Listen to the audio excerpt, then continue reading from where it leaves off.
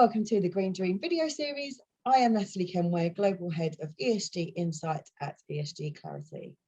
Today, I'm delighted to be joined by Deirdre Cooper, co-head of thematic investing at 91 and co-manager of the group's Global Environment Fund. Thanks so much for your time today, Deirdre. Thank you, Natalie. So first, let's chat about the portfolio. What are the key themes that you've been looking at this year? So as you know, Natalie, because we've had the pleasure of speaking a number of times before, the Global Environment Strategy invests in those companies that are the solution providers for climate change. So we have a proprietary screen that finds companies that have products and services that avoid carbon. And then that creates our investment universe. And then we have a very in-depth fundamental process that allows us to pick a concentrated portfolio of companies that we think have strong competitive advantages, will really outperform in a world that decarbonizes more quickly. And I think, you know, we are becoming increasingly optimistic. I would say cautiously optimistic, but optimistic nonetheless, that we are beginning to move towards that world that is decarbonizing more quickly.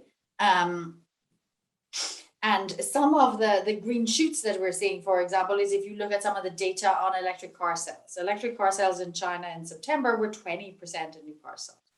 If you look at electric car sales in Europe over the last couple of months, it's also tracking sort of mid-teens, even as high as 20% of new cars sold in some markets. You know, you compare that to last year 2.4% of the cars sold globally.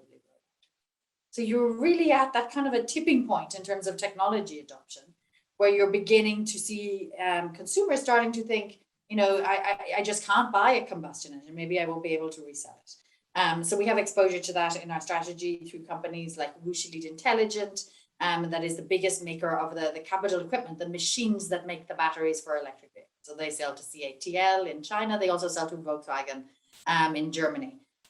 We hold companies like Infineon in Germany that is designed in their power semiconductors or in 17 of the 25 best-selling electric vehicles in the world.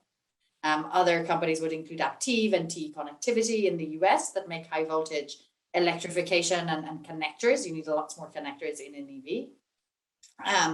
So that's one area that we really are quite excited about. We've also been doing a lot of work on the future of food.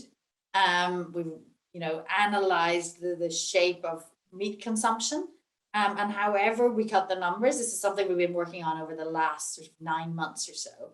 We really can't see a net zero scenario that involves the same amount of meat consumption, particularly beef. So beef is significantly, tens of times more carbon intensive than chicken or pork. So we've been looking at alternatives for that. Our view is that the plant-based meat, so the alternative market, grows from single-digit billions today to 300 billion by 2030. So we have exposure to that through a company in Denmark called Novozymes. Novozymes is the world's most efficient manufacturer of enzymes, and those enzymes go into washing powders for low temperature. They go into industrial processes. They go into agricultural products to include yield, but they're also the key component in plant-based meat. And that's a huge driver of Novozymes' growth. It's a tiny business today, but a really big growth driver. And then we've also added a smaller position in Beyond Meat, which is the market leader in those branded plant-based meat alternatives. So those are some of the areas that we're really excited about in the strategy today. And I've been really enjoying some of the plant-based meat options. Really, there's been lots coming onto the market, haven't there? Okay, could you talk through maybe some success stories? Maybe that's from an engagement or performance perspective. Sure. I mean, we do a huge amount of engagement with all of our companies. We will invest in companies that don't report on sustainability. So a good example would be a company in China called Sanhua Intelligent Controls. We've been building a position in Sanhua over the course of the last since the beginning of the year, effectively. Sanhua are the market leader in heat management systems. So they make valves that go into air conditioners. They have what's called an electric control valve that makes those air conditioners more energy efficient. So they sell that to companies like Johnson Controls in the US. They sell it to Haier, to Midea in China. And then they also are the market leader in the heat management for electric vehicles. So they supply Tesla, Volkswagen, Toyota, have well over 50% market share in that component. So again, a linear play on electrification, really exposed to some of those trends that I talked about earlier. Actually, Sanwa, partly because of supply disruptions for their customers like Medea, who are exposed to some of these semiconductor shortages, the stock hasn't been an outperformer since we've added it. But it's a position where we have significant upside in our price target in our company model. So it's one that we have really high conviction in, and a position that we continue to add to. And on the engagement side, I think it's fair to say when we first bought into that position and we spoke to the management and we asked them about sustainability reporting, they really didn't know what we meant. So Yunli Liu, who's the analyst who manages the direct relationship, has done all the heavy lifting on that company, has spent hours, tens of hours on the phone with the team at Sanwa to help them think about sustainability reporting. And we were super proud to see them report for the first time through the Carbon Disclosure Project this year. And we were really, one of the reasons we were impressed with the company was how quickly they went about that. So we talked to them about sustainability reporting. They understood that many of these were things they did anyway, but never reported on. So they set up a sort of tiger team across different divisions across the company and really got that carbon reporting done more quickly than any other company we've ever seen, which again gave us confidence in our investment thesis. Fantastic. Well, they sound like some really good success stories there. We're also seeing lots of industry collaboration at the moment in terms of trying to reach net zero. What else would you like to see in terms of industry action or collaboration?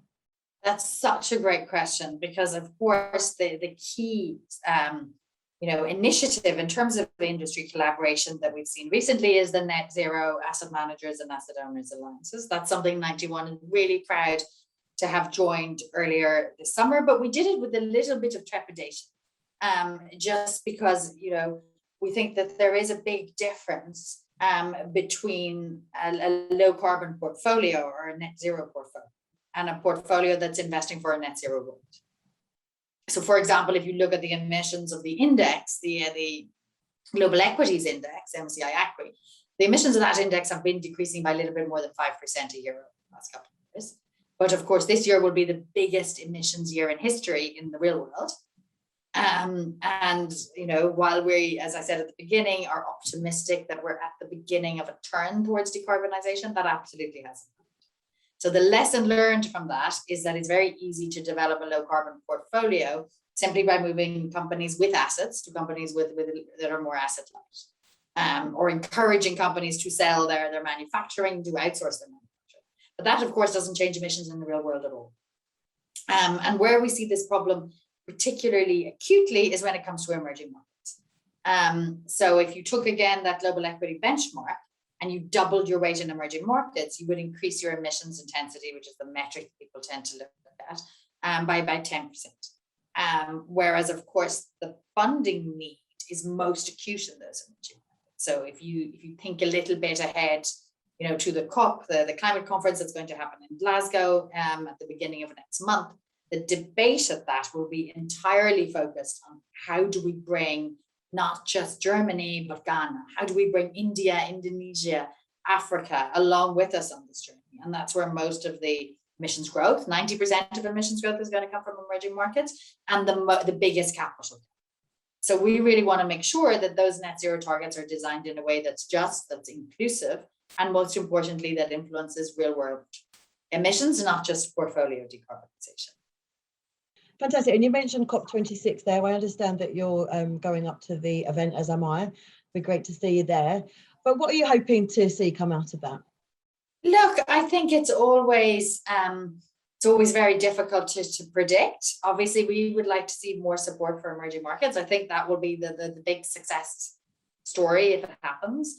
Will be, the sort of 100 billion that was agreed in Paris of funding from DMs to EMs. I think, we'll need to see more of that. I also not that the COP isn't important, it's absolutely important. But when we think about regulation in our strategy, the devil is in the detail. So it isn't only about the net zero pledge from the leader, it's even more so about the implementation of that and looking at each sort of micro measure in each sector And also, I think looking at the COP is important because it highlights climate as an issue, and that results in consumer behavioral change. So that means more people do meat-free Mondays, as we were talking about earlier. More people think about buying an EV, more people think about sustainability generally when they buy a product. And that in itself will accelerate decarbonization, even if the politicians don't do what they're supposed to do.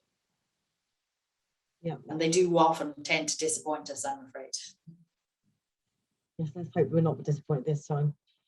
Okay, we always finish the green dream with this question. What is your favourite sustainable drink or snack? Oh my goodness. I'm Irish. I'm going to have to say it's a cup of tea. So I do a little, when I talk about emissions, actually, I often use a cup of tea as my case study, because it's a great way of explaining carbon emissions, because I talked about people setting carbon emissions targets, right? And they tend to set them on what are called scope 1 and 2 emissions. So scope 1 are the emissions from anything that you own that has a chimney or a tailpipe. So in the cup of tea, there's no scope 1 emissions. I didn't make if I put a fire outside in the garden and put the water on top of the fire, then it would be scope 1 emissions, but I don't, right? I buy electricity from the grid. So that's scope 2 emissions. So the carbon footprint of a cup of tea is about, if you boil exactly the water you need for your cup of tea, it's about 5 grams. But no one ever does that, right? You fill the kettle to the top, so then it's 10 grams. So you boil more water than you thought. And then you think about, what if I want milk in my tea? Right? So you put a little dash of milk in your tea, you get to about 50 grams. But let's say instead of my cup of tea, I go to Starbucks and I have a large latte. Then the carbon footprint is about 350 grams. Because the footprint of the milk is not the electricity, it's not the scope 1, it's the scope 3, it's the milk, and it's the footprint of the cows who made the milk. And that takes you from 5 grams all the way to 350 grams. And the same is true in investment portfolios. You need to think not just about your direct emissions. It comes right back to my comments on greening your portfolio. You can have a really low carbon footprint portfolio on your direct emissions, because you've ignored your supply chain and you've ignored your product once they're used. So I like my cup of tea just generally, and also because it helps explain the complexity of carbon emissions reporting. That was super interesting. I didn't know any of that. Thank you for sharing. I'm glad I don't. Not at all. I'm glad I don't really like lattes anyway. Yeah, exactly. I no longer have lattes. I only have Americanos. Fantastic. Well, thank you so much for your time, Deirdre. It's been really interesting talking to you. It's a pleasure. Thank you.